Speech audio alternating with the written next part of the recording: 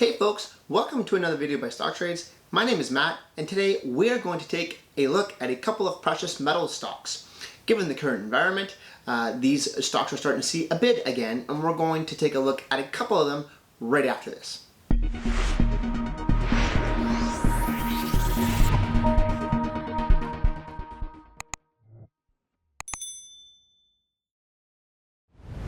Before we jump into the two stocks we're going to talk about today, you might be wondering why all of a sudden gold and silver stocks or precious metal stocks are starting to see bids again. Why are they starting to trend upwards? Well, the simple answer is inflation. When inflation rises, gold and silver prices tend to trend upwards. They have a positive relationship with inflation. Given that both here in Canada and south of the border, inflation rates have come in higher than expected, gold prices and silver prices have reacted positively as a result. Given this, there is now renewed interest in gold and silver stocks.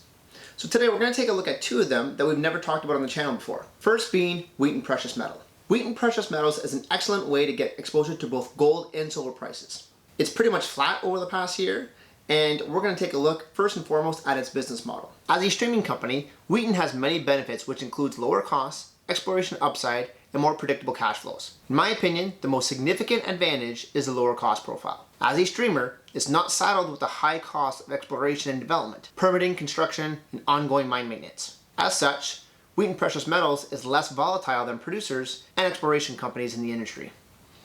While it has lower upside in a bullish environment, it's likely to outperform in a bearish environment. Wheaton has 24 mines in operation and another 8 under development. It has many high quality partners, and over the years, the company has shifted from being primarily a silver play to one that is more diversified into gold. Last year's production fell below 2019 levels, largely as a result of pandemic restrictions that impacted operations at several of its mines. In 2021, the company expects to return to growth and is forecasting approximately 720 to 780,000 ounces of gold equivalent ounces, so GEOs. At the mid-range, this represents a 6% increase over 2020 levels and relatively in line with 2019 production of 750,000 ounces of GEOs. While flat production levels is nothing to get too excited about, Wheaton does expect to average 810,000 GEOs over the next 5 years. It's also worth noting that guidance does not include any production from the properties currently under development, so these are only reflective of the current mines in operation. Wheaton is also in a very strong capital position.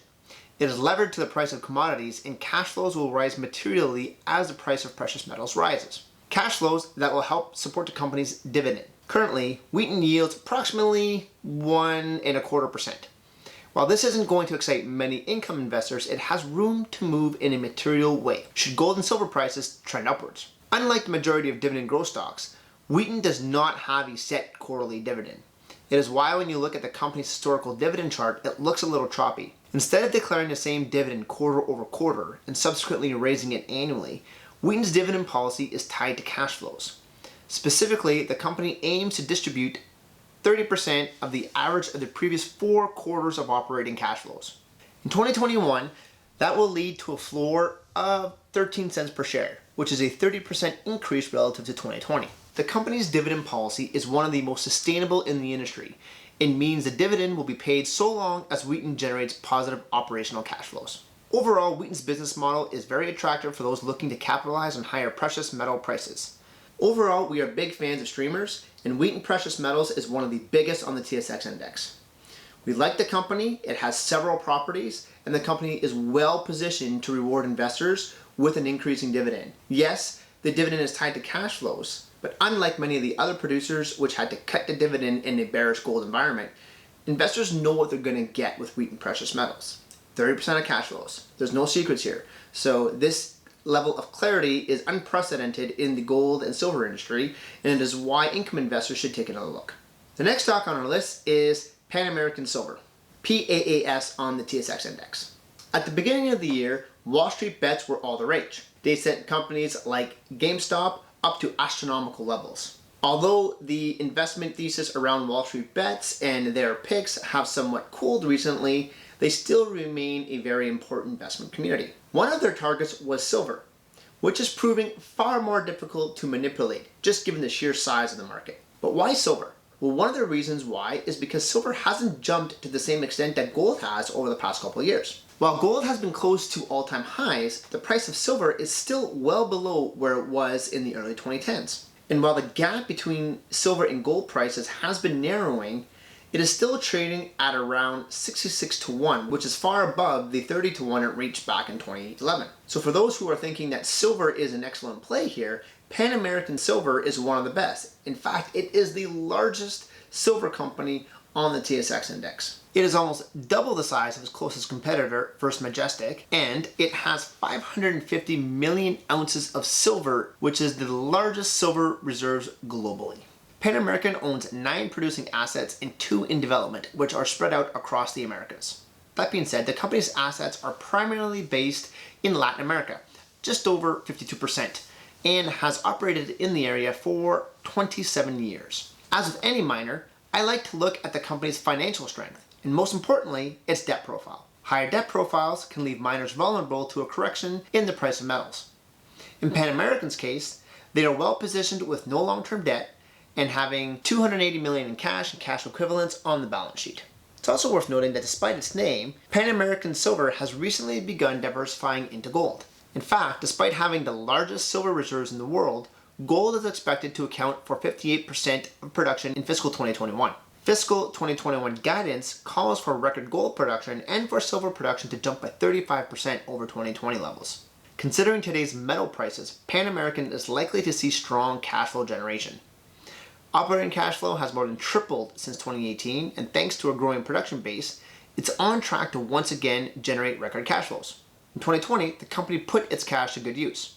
First, it wiped out its debt and self-funded all capital expenditures. Secondly, it returned around 31% of free cash flow to shareholders via buybacks and dividends. Dividends which accounted for 23% of free cash flows. Since the company is debt-free, I'd expect the company to balance expansion with returning additional cash to shareholders. The company yields less than 1%, but as we've seen across the industry, dividend growth has been ramping up in a pretty significant way. Pan American is sitting on a mini 2-year dividend growth streak, over which time it has doubled the quarterly dividend from 3.5 cents to 7 cents per share. Given how well the dividend is covered, and so long as metal prices remain strong, the dividend could double again over the next few years. Notice how I added the caveat about so long as metal prices remain strong. It's worth knowing that Pan American was among the many miners that slashed the dividend in a material way in the latest precious metal bear market. So while the current dividend growth is certainly welcomed, caution should be exercised here. It's also worth noting that the company pays its dividend in US dollars, which is why the company's dividend chart might look a little choppy here. As the Canadian dollar has strengthened against the US dollars in recent months, it looks like the dividend was cut, but that's certainly not the case. Overall, what I really like about Pan American Silver is that it took full advantage of higher prices to pay down the company's debt load. Now that the company is in a much better financial position, I think it's going to reward investors for over the next couple of years. I think it's also important to note that these production companies, like Pan American, are not the same companies as they were 10 years ago. At that time, they were highly indebted, were buying up everything that they could, and were paying astronomical prices for takeovers. This led to very precarious financial positions, and which is why they eventually had to cut their dividends in a material way.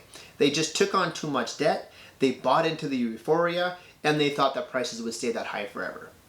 Now, however, they have made a lot of their investment decisions based on prices which are materially lower than they are today. They've also cleaned out their debt profiles, and they are growing production. So a company like Pan American Silver checks off all the important boxes, most notably no debt and a growing production profile. So that effectively brings us to the end of our video. I'd really like to hear your thoughts on these two companies. Personally, I don't own either of them. My plays in the industry include Kirkland Lake and Alamos Gold, but both of these companies could provide excellent returns over the next couple of years. Of the two, I'd be more interested in a company like Pan American Silver. Even though I do prefer streamers, I like the fact that Pan American's trading at a very reasonable 14 times forward earnings, and it also has an above average growth profile. So let us know in the comments, which of these do you like? Do you like any other silver or gold companies to play this current environment of inflation? Do you think that gold prices or silver prices will fall off a cliff?